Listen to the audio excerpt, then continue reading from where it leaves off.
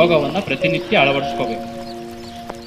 ಹಾಗೆ ನಮಗೆ ಅನಾರೋಗ್ಯ ಬರುತ್ತೆ. ಅನಾರೋಗ್ಯ ಯಾಕೆ ಬರುತ್ತೆ? ನಮ್ಮ ಒಂದು ಶರೀರದ ಸ್ಥಿತಿಯನ್ನು ನಾವು ಗಮನಿಸ್ತಾ ಇರಲ್ಲ. ನಮ್ಮ ಶರೀರದ ಒಳಗಡೆ ಆಗುವಂತಹ ಚಟುವಟಿಕೆ ಕಾರ್ಯಗಳನ್ನು ನಾವು ಗಮನಿಸ್ತಾ ಇರಲ್ಲ. ಈ ಯೋಗದಿಂದ ಅದನ್ನೆಲ್ಲ ನಾವು ಕ್ರಿಯೆ ಆಗಿರ್ಬೋದು, ನಮ್ಮ ಶರೀರದ ಒಳಗಡೆ ನಮಗೆ ಕಣ್ಣಿಗೆ ಕಾಣದ ರೀತಿಯಲ್ಲಿ ದೇವರು ಒಳಗಡೆ ಆಗುವಂಥದ್ದನ್ನು ನಾವು ನಮ್ಮ ಒಂದು ಆತ್ಮದ ಮುಖಾಂತರ, ಮನಸ್ಸಿನ ಮುಖಾಂತರ, ಯೋಗದ ಮುಖಾಂತರ ನಾವು ಅದನ್ನು ಕಂಡಿಡ್ಕೋಬೋದು. ನಮ್ಮ ಶರೀರಕ್ಕೆ ಏನಾದರೂ ರೋಗ, ಒಂದು ಆರೋಗ್ಯ ಕೆಡ್ತು. ಯಾಕೆ ಕೆಡ್ತು? ನಮ್ಮ ಜೀರ್ಣಕ್ರಿಯೆ ಸರಿಯಾಗಿರಲ್ಲ, ರಕ್ತ ಸಂಚಾರ ಸರಿಯಾಗಲ್ಲ ಕೆಲವೊಂದು ಭಾಗಗಳಿಗೆ. ಆ ದೃಷ್ಟಿಯಿಂದ ನಮ್ಮ ಆರೋಗ್ಯ ಕೆಡುತ್ತೆ ಹೊರತು ಬೇರೆ ಇನ್ಯಾವುದಿಲ್ಲ. ನಮ್ಮ ಊಟ, ಉಪಚಾರಗಳು ಇವೆಲ್ಲವೂ ಕೂಡ ನಮ್ಮ ಶರೀರಕ್ಕೆ ನಾವು ಹೇಗೆ ಹೇಳ್ತೀವಿ ಹಾಗೆ ನಮ್ಮ ಶರೀರ ಕೇಳುತ್ತೆ. ಆ ದೃಷ್ಟಿಯಿಂದ ನಮ್ಮ ಶರೀರ ಹೇಳ್ದಂಗೆ ನಾವು ಕೇಳಬೇಕು. ಹಾಗಾಗಿ ನಾವು ಯೋಗವನ್ನು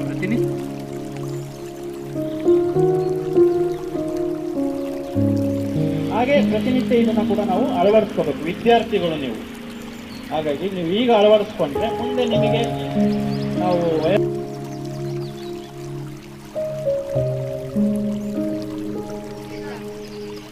ಪ್ರಾರಂಭದಲ್ಲಿ ನಮ್ಮ ಶಿರ ಅಂದರೆ ತಲೆಯ ಭಾಗದಿಂದ ಎಕ್ಸರ್ಸೈಸ್ ಮಾಡಬೇಕು. ಅಲ್ಲ, ಬಲಭಾಗ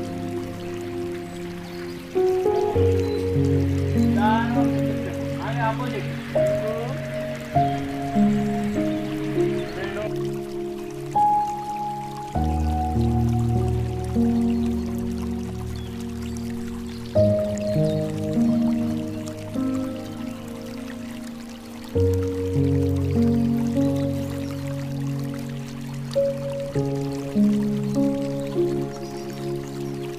ಕಾಲ ಹತ್ರ ನೋವಾಗ್ತಾ ಇದೆ.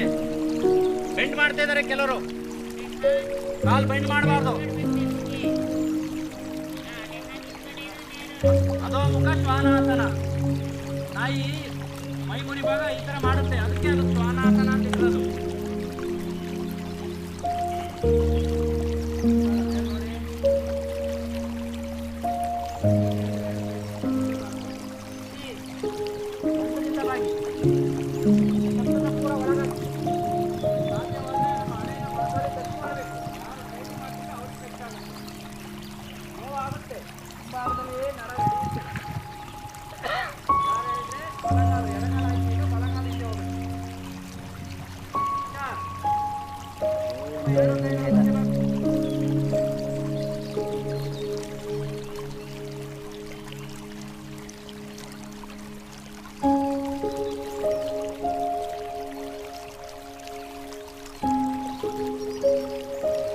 ಶಕ್ತಿ ಹೋಯ್ತು.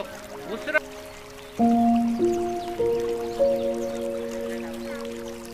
ಹೇಳಿದ್ರೆ ಅಷ್ಟಾಂಗ ಪ್ರಣಿಪಾತಾಸನ.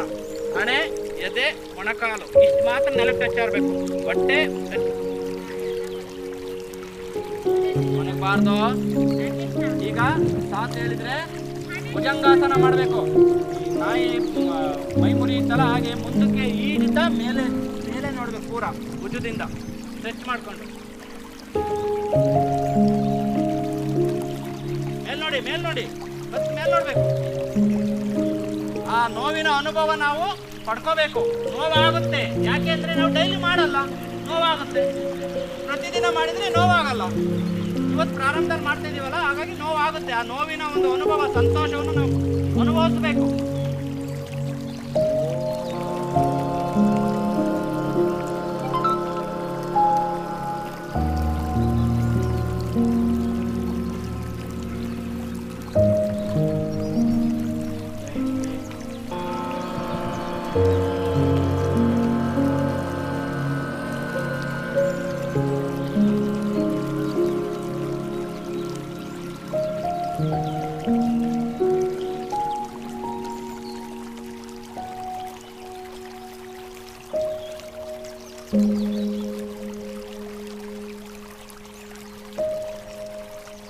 ಕೊನೆಯಲ್ಲಿ ಮಾಡ್ಬೇಕು. ನಾವು ಕೊನೆ ಹಂತಕ್ಕೆ ತರ್ತಿದ್ದೀವಿ. ನಾವು ಹೇಳೋದನ್ನ ಗಮನಿಸ್ಬೇಕು. ಯಾರು ಕಾಲ್ ಮೇಲೆ ಹಾಕಬಾರ್ದು. ಕಾಲನ್ನ ಅಕ್ಕಪಕ್ಕ ಚಾಚ್ಕೊಂಡು, ಎರಡು ಕೈಗಳು ಚಾಚ್ಕೊಂಡು ಶವದ ರೀತಿ ಡೆಡ್ ಬಾಡಿ ಹೇಗೆ ಬಿದ್ದಿರುತ್ತೆ ಆ ರೀತಿಯಲ್ಲಿ ನಾವು ಮನ್ಕೋಬೇಕು. ಕಣ್ಣು ಮುಚ್ಚಿದ ಸ್ಥಿತಿಯಲ್ಲಿ ಉಸಿರಾಟವನ್ನು ಗಮನಿಸ್ಕೋಬೇಕು. ನಾವು ನಮ್ಮ ಒಂದು ಮನಸ್ಸಿನ ಮುಖಾಂತರ ಉಸಿರಾಟ ನಮ್ಮದಾಗಿ ಆಗ್ಬೇಕು. ಕಣ್ಣು ಬಿಡಬಾರ್ದು. ಕೊಟ್ಟಂತ ಜಗದೀಶ್ ಅವರು ಸತತವಾಗಿ ಎಷ್ಟು ವರ್ಷದಿಂದ 20 ವರ್ಷದಿಂದ ಅವರು ಅಭ್ಯಾಸ ಮಾಡ್ತಲೇ ಇದ್ದಾರೆ ನೋಡಿ. ಆ 20 ವರ್ಷದಿಂದ ಅಭ್ಯಾಸ ಮಾಡಿರೋದ್ರಿಂದಲೇ ಅದು ಸಾಧ್ಯ ಆಗಿರೋದು. ಯಾವುದೇ ವ್ಯಕ್ತಿ ಏನು ಕೆಲಸ ಮಾಡಲಿ ಅದನ್ನು ತನ್ನನ್ನು ತಾನು ತೊಡಗಿಸ್ಕೊಂಡ್ರೆ ಮಾತ್ರ ಅದು ಅದರಲ್ಲಿ ಸಂಪೂರ್ಣವಾಗಿ ಏನಾದರೂ ಸಾಧನೆ ಮಾಡೋದಕ್ಕೆ ಸಾಧ್ಯ. ಕೇವಲ ಒಂದು ದಿನದಲ್ಲಿ ಮಾತ್ರ ಕಲಿತು ಯೋಗವನ್ನು ಕೂಡ ಮಾಡ್ತಾರೆ. ಹೀಗೆ ಯೋಗವನ್ನು ನೀವು ಪ್ರತಿನಿತ್ಯ ಮಾಡಿದ್ದೇ ಆದರೆ ನಿಮ್ಮ ಮಾನಸಿಕ ದೈಹಿಕ ಆರೋಗ್ಯ ಕೂಡ ಚೆನ್ನಾಗಿ ಇಂಪ್ರೂವ್ ಆಗುತ್ತೆ. ನಿಮ್ಮ ವಿದ್ಯೆಯನ್ನು ಕೂಡ ವಿದ್ಯಾಭ್ಯಾಸನೂ ಕೂಡ ಉತ್ತಮವಾಗಿ ನಡೆಯುತ್ತೆ.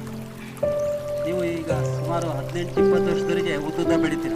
ಯೋಗ ಈ ಥರದ್ದೆಲ್ಲ ನೀವು ರೂಢಿಸ್ಕೊಂಡ್ರೆ ಆಗ ಅಡ್ಡಾಟ ಬೆಳೆಯೋದು ಕೂಡ ಕಡಿಮೆ ಆಗುತ್ತೆ. ಈಗಿನಿಂದಲೇ ಪ್ರಾರಂಭ ಮಾಡಿದ್ರೆ ಮುಂದಿನ ಜೀವನದಲ್ಲಿ